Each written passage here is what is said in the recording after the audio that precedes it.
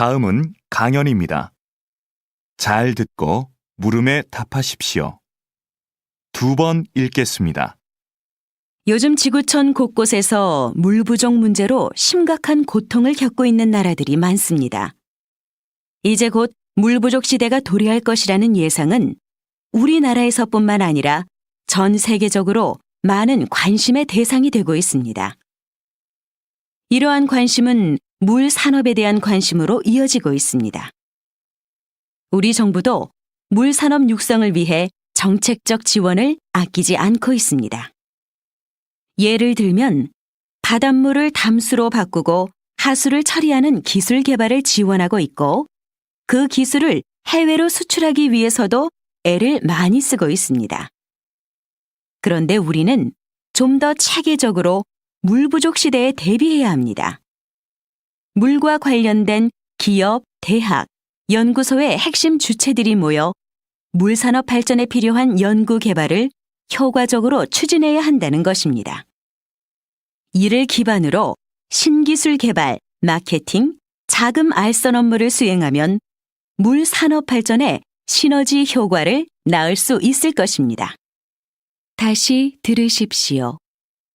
요즘 지구촌 곳곳에서 물 부족 문제로 심각한 고통을 겪고 있는 나라들이 많습니다.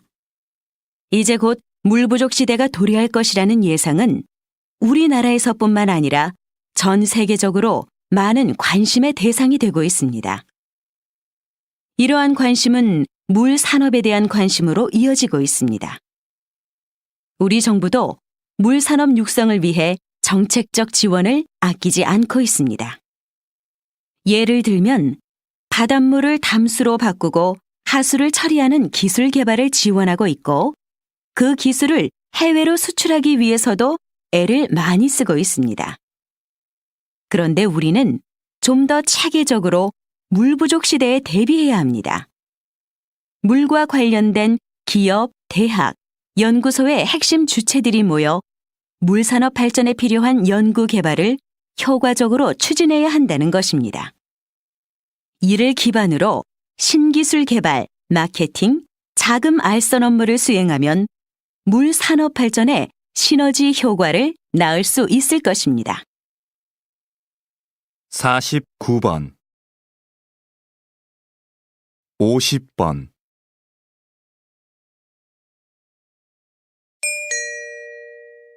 다음은 강연입니다. 잘 듣고 물음에 답하십시오. 2번 읽겠습니다. 마키아벨리의 정치 사상을 해석하는 관점은 두 갈래로 나뉩니다. 먼저 군주는 목적을 위해서라면 수단과 방법을 가릴 필요가 없다는 기존의 해석인데요. 군주에게 도덕심은 필요 없으며 이익과 권력을 지키려면 잔인한 방법도 써야 한다는 것이 그의 사상의 핵심입니다. 다른 하나는 최근 나타나고 있는 새로운 해석인데요. 마키아벨리가 강력한 군주를 요구한 건 맞지만 그것은 비상 상황에 필요한 존재일 뿐이고 권력의 바탕은 언제나 국민이었다는 겁니다. 지금까지 마키아벨리는 냉혹한 정치 기술자로 인식되었는데 새로운 시각에서는 국민과 함께 잘 살기 위한 군주상을 제시했다고 본 겁니다. 진짜 마키아벨리의 생각은 무엇이었을까요? 여러분도 직접 그의 저서를 읽고 판단해 보시죠. 정치 철학을 고민해 볼 좋은 기회가 될 겁니다. 다시 들으십시오.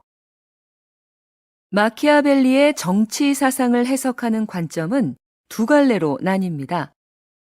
먼저 군주는 목적을 위해서라면 수단과 방법을 가릴 필요가 없다는 기존의 해석인데요.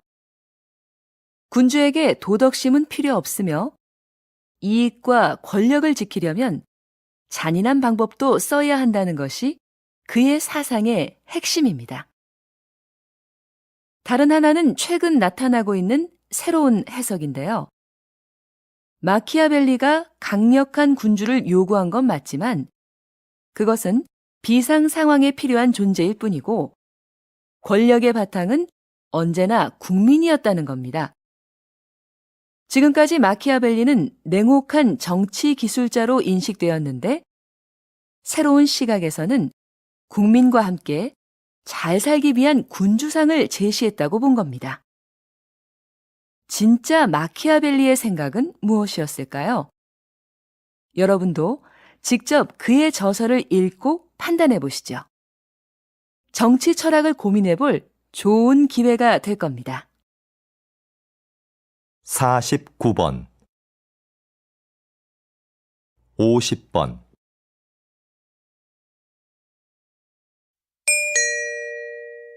다음은 강연입니다. 잘 듣고 물음에 답하십시오. 2번 읽겠습니다. 여기 모이신 분들은 전통 건축물에 관심이 많으신 걸로 아는데요. 여러분이 생각하는 한국 건축의 아름다움은 무엇입니까? 저는 자연과의 동화라고 생각합니다. 지금 보여드리는 사진은 불국사의 석축입니다. 불국사 건축에는 신라 최고의 기술력이 동원됐는데요. 저는 불국사 건축의 백미를 이 석축에서 찾았습니다. 석축은 말 그대로 돌로 쌓은 벽인데요. 이 석축을 고르게 쌓으려면 울퉁불퉁한 자연석을 반듯하게 가공해야 합니다. 그런데 사진을 자세히 보시면 자연석을 가공하지 않고 대신 그 위에 올린 장대석을 자연석에 맞춰 다듬은 것을 알 수 있습니다. 이런 공법은 다른 나라에서는 찾아볼 수 없는 한국 건축만의 특징입니다. 자연을 거스르지 않고 동화되려는 모습. 이것이 제가 생각하는 한국 건축의 아름다움입니다. 다시 들으십시오. 여기 모이신 분들은 전통 건축물에 관심이 많으신 걸로 아는데요. 여러분이 생각하는 한국 건축의 아름다움은 무엇입니까? 저는 자연과의 동화라고 생각합니다. 지금 보여드리는 사진은 불국사의 석축입니다. 불국사 건축에는 신라 최고의 기술력이 동원됐는데요. 저는 불국사 건축의 백미를 이 석축에서 찾았습니다. 석축은 말 그대로 돌로 쌓은 벽인데요. 이 석축을 고르게 쌓으려면 울퉁불퉁한 자연석을 반듯하게 가공해야 합니다. 그런데 사진을 자세히 보시면 자연석을 가공하지 않고 대신 그 위에 올린 장대석을 자연석에 맞춰 다듬은 것을 알 수 있습니다. 이런 공법은 다른 나라에서는 찾아볼 수 없는 한국 건축만의 특징입니다. 자연을 거스르지 않고 동화되려는 모습. 이것이 제가 생각하는 한국 건축의 아름다움입니다. 49번 50번